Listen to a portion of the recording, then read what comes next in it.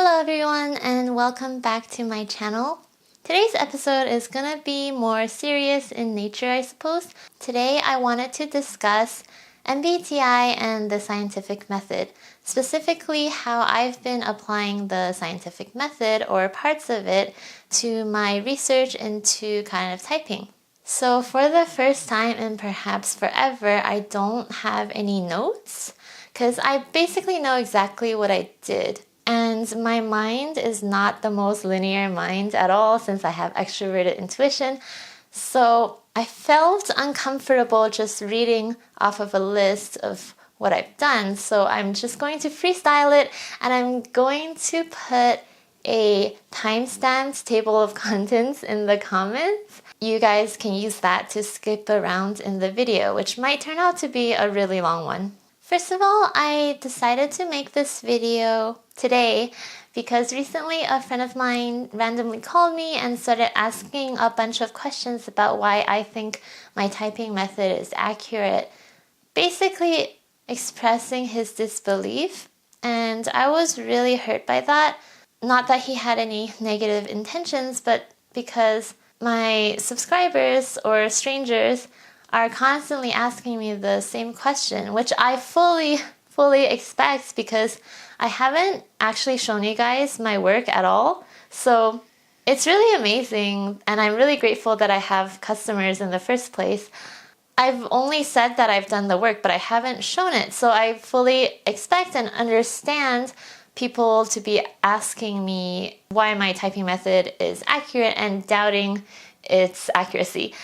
But I didn't expect that from a friend, so I was pretty bummed out. But then I thought, if my typings of celebrities are so controversial that even my friend cannot accept it and is questioning it, then my subscribers must be even more bewildered. So I better show my work soon. And that's why I'm making this video today.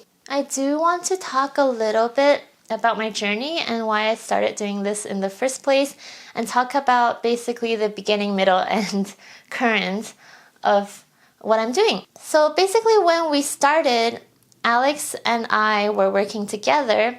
We came across Cognitive Type. It's a website and a YouTube channel. They were basically saying that it's possible to type people with their visual expressive profile. So we thought that was really interesting. And we started just staring at people. At the time, we were part of a MBTI meetup, and we would just go there. There would be dozens of people, and we would just listen to the type that they thought they were, and we would just look at their visual expressions. And we thought there was definitely a pattern to this. I don't know, just intuitively, we knew there was a pattern. So what I'm saying is back then it wasn't very scientific, but we were confident enough to use the little bits that we learned and observed to start typing people because we really deep down believed in it. But back then we didn't formally collect any data, and thus no matter how many people we observed through clients, through people we met in real life, through celebrities, it didn't really matter because the data was not substantiated and there was no control variable at all. I mean, two intuitives, right? That's how it works. And then later on, fairly recently in January, as some of you guys have noticed, Alex is no longer here. So let me take a minute to explain this part because I've had a ton of questions asking me about that and it's very difficult to answer. But the truth is that she decided to not be part of this anymore, and she decided to not tell me why. And that is why I can't tell you guys why, because she didn't tell me why. So I don't know why she doesn't want to do it anymore. And at the time, that was extremely difficult on me. I spent months asking myself what I did to be not even worthy of an explanation after such a long business partnership and friendship that she would just leave like that. And of course, with a lot of things, I had to eventually accept that it's not me. Well, maybe it was me, but I can never know because she never said. But I've just been playing around with the idea that maybe it wasn't me, it was something that she personally had to deal with, and maybe it was too overwhelming to tell me why she doesn't want to be a part of this anymore. So I had to accept and let her go, but what was really, really difficult at the time was all the stereotypes out there, saying that INTJs are credible and smart and INFPs are not to be trusted when it comes to these kinds of things. So it was horrifying. I was really scared, and my boyfriend comforted me through all of that, which I am eternally grateful for. Also, what he said was, well, if you're so scared that people are not going to take you credibly, why don't you do something that proves that you're credible? And I was like what? It's MBTI. There's nothing that we can do. So he said, well, you could set up experiments. You could have a control variable and just gather data like a scientist would. So basically all of this is his idea. It was like a light bulb moment because I thought, of course, MBTI is never taken seriously because it's all a bunch of intuitives. I know there are sensors who are interested in MBTI. I've met them. Nice meeting you guys, by the way. But, the majority seems to be intuitives, and people have relegated it to an intuitive field. And finally, it takes an ESTJ, my ESTJ boyfriend, to tell me, okay, you have to collect the hard data because, intuitives, we tend to not like doing that kind of thing. But he said, if there's 8 kind of functions and there are some function definitions, even though they're not quite solid, why don't you hypothesize what people of different kind of functions would do in different situations, or how they would answer different questions based on their kind of functions, and then track that to see if it's accurate. I was like, perfect. Now, I'm sure there's experiments like this before, but the thing is, I always distrusted them because say you have a self-proclaimed ESTJ and a self-proclaimed ESTP in a room, and you're asking them the same question and they're answering in the same way, or they're answering in a different way, but finally you don't know if the self-proclaimed ESTP is actually an ESTP, or if they mistype themselves, or if there even is kind of typing. Maybe we don't even have 16 kind of types. So what can we even do about that? So with that in mind, I didn't want to group people according to their self-proclaimed kind of types. Instead, I decided to group them according to the subconscious visual and auditory cues that they exhibit. And these are the same cues that Alex and I have used to type people, and the reason why we even started using them is because these cues, they naturally fall into binaries. If you have a certain cue, you don't have the other. For example, if you have the staccato eye movement, you don't have smooth eye movement, and vice versa. It doesn't mean that it's impossible to misread someone's eye movement, but if you read it correctly, you can do this right now. You can just go out and stare people in the eyes. I probably creeped out so many people by just staring into their eyes, but no one has both types of eye movement. They only have one. So they fall into these natural binaries. So the question is, do these binaries mean anything? Is it are you blonde or brunette? That obviously has nothing to do with your kind of type. So maybe your eye movement also doesn't have anything to do with kind of type. So this thought definitely crossed into my mind, and I was like, okay, forget about kind of types because those things are not proven. No one yet can prove that I am INFP. It's just not provable. But I do have smooth eye movement. That can be proven because if you just look at me, I have smooth iris movement. Now I will tell you guys the exact experiment that I did. And the samples, or the people that I used for this experiment are my clients. Thank you guys for broadening our database, and also volunteers. We ended up having 20 to 24 questions because the volunteers had a little bit more questions than the clients, but overall they were the same questions. And these questions have a measurable component usually. Like, it's psychology, so it is a little bit gray, but I did try to come up with questions that have some sort of measurable component. So for example, there are some memory questions, and that is definitely measurable, because one thing is that you can have remembered correctly or remembered wrong. Like, if I ask you, what is the second question that we asked you today during this experiment? They can answer correctly or wrong. That's one thing. And another thing is how long it takes them to get to the answer. So there's two parts here. And the thought behind having a memory question was from function definitions. So there's no like hard and fast function definition, unfortunately. There's just a bunch of theories, but a very common theory is that SI is good with memory, introverted sensing, and therefore the other axis, introverted intuition plus extroverted sensing, is less adept at memory. So we basically hypothesized that the people on the SI and E axis, especially those with higher SI, will do better on the memory question than the people on the other axis or people with like extremely high in E. And this actually turned out not to be true for the short-term memory question that we had, like a question that's similar to what is the second question we asked today. Like, there was like a tiny bit of correlation, but not enough to be evidence of anything at all. So the smooth eye movement people didn't do that much better, and there wasn't really much of a difference between the two eye movement groups. And I wanted to discuss that today, definitely, because a lot of people have been randomly saying that I might be just observing things willy-nilly to fit in with my hypothesis, and that is just not true, because these questions that are standardized among all of my clients and the volunteers, they have measurable components. Like, I can't just say, oh yeah, they memorized this correctly when they didn't, or when they took a long time to answer and some people took 2 seconds to answer. So I can't really skew it that much.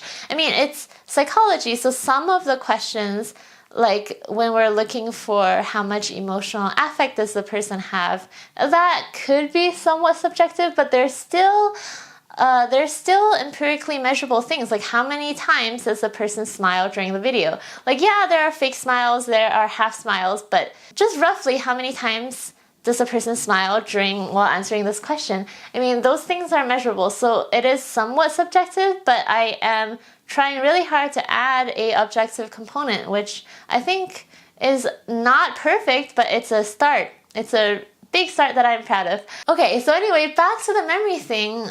So it didn't really have a huge difference. So what do we do at this point? So I had to like kind of shift my hypothesis around and accept that, okay, maybe the short-term memory thing is wrong. So we had to do something like a long-term memory. So I had everyone recall a blank experience from their past. I'm saying blank experience so I don't have to change the question, because I want to still collect more data on that. Originally, we were actually using this question to measure emotional change or change in emotional expression or emotional display, because it's emotional memory that we asked of these people. The hypothesis there was that people with FE are going to have an emotional change while they're describing that experience, and people with FE being, people with FE smile, as defined by our visual cues, and people with FI here in the experiment defined as people with a curly smile, no matter what they identify themselves as.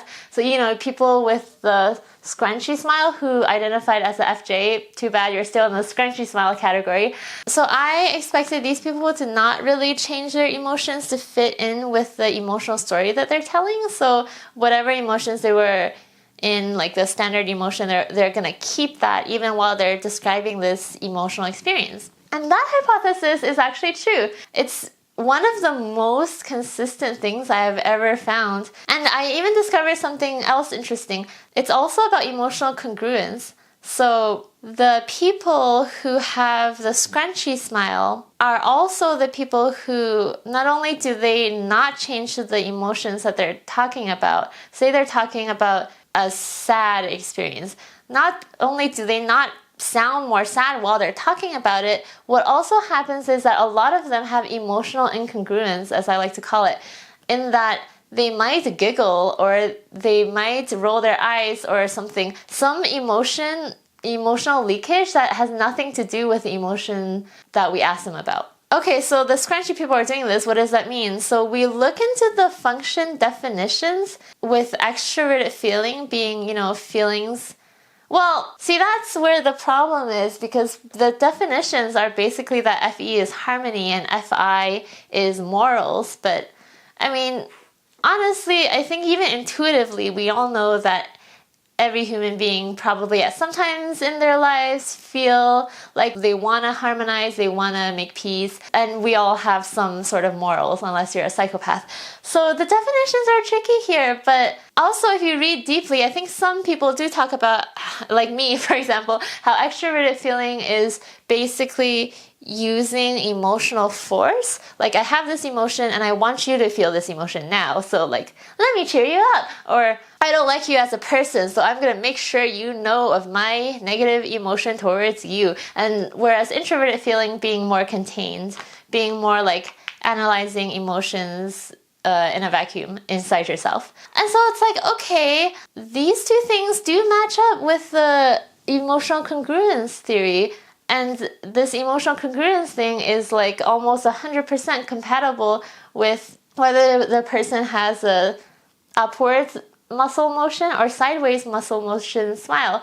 So it becomes arguable, again, not perfectly convincing, but it becomes arguable that thus FI and FE, these kind of functions, are related to the musculature of your smile.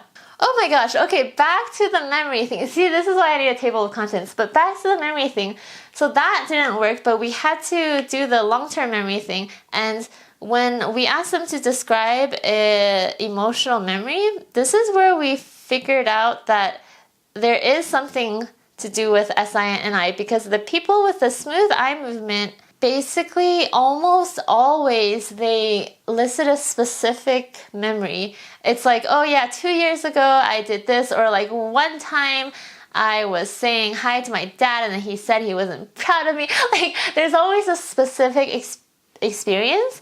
And for the NI people, okay, for people with staccato eye movement, these people, they actually didn't do that. They always said something more general, like, oh, I tend to get sad when people are mean to me.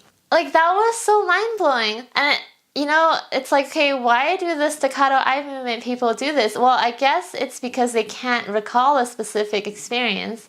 Maybe in the short term they could in that memory question, but in the long term, so like my conclusion, my takeaway from that was that the people with staccato eye movement, for the long-term memories, for the things way in the past, they're not storing them as the sensory experience anymore inside themselves. Instead, they're storing an amalgamation of a bunch of past experiences as a pattern. Like, that's why they always say, oh yeah, I usually get mad when it's this kind of situation. It's always this kind of situation, as if that pattern or trend has become ingrained within them and they cannot decipher all the data points that made up that pattern in the first place. And I'm like, that sounds like NI. So staccato eye movement correlating with NI, and smooth movement correlating with SI, who do have an internal storehouse of sensory information. Like, that is how SI is commonly defined. Again, there's like 20 to 24 questions, so there's a lot of things that I've gathered. Like, there's a lot of things that you would think would be accurate about the kind of function definitions that turn out to not really correspond, and things that are unexpected, but when you think about it, oh yeah, it actually does fit into the kind of functions. Because we do have memory, like all human beings have memory, but do we tend to recall things specifically, or do we tend to recall things in a general, like, here's my childhood, it was on an upwards trajectory?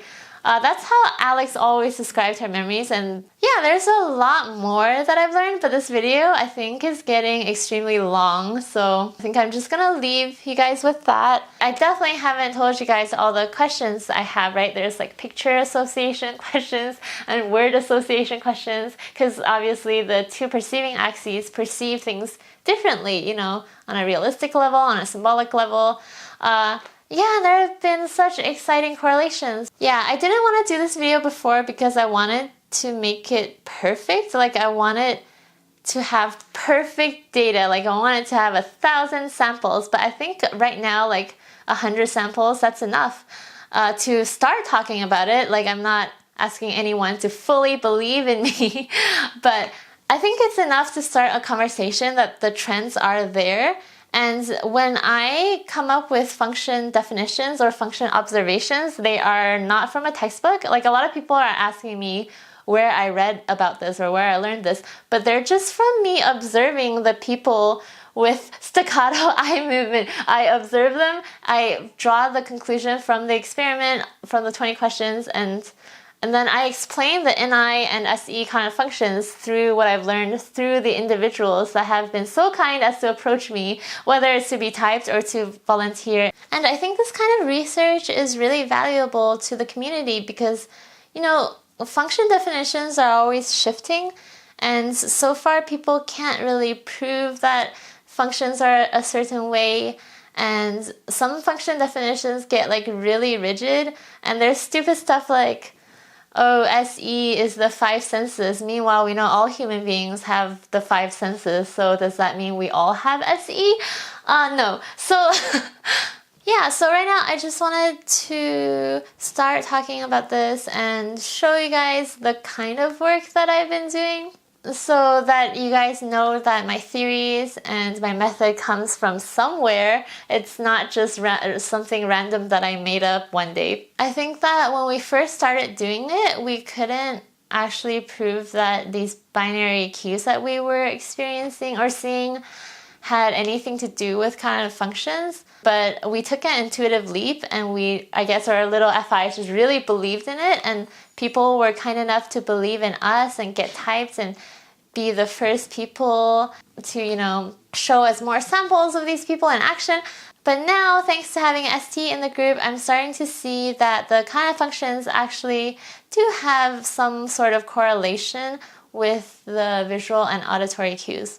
And as you guys probably know, the fourth and final step of the scientific method is repeatability. So I've obviously found repeatability within myself, like within different volunteers that I conduct experiments on.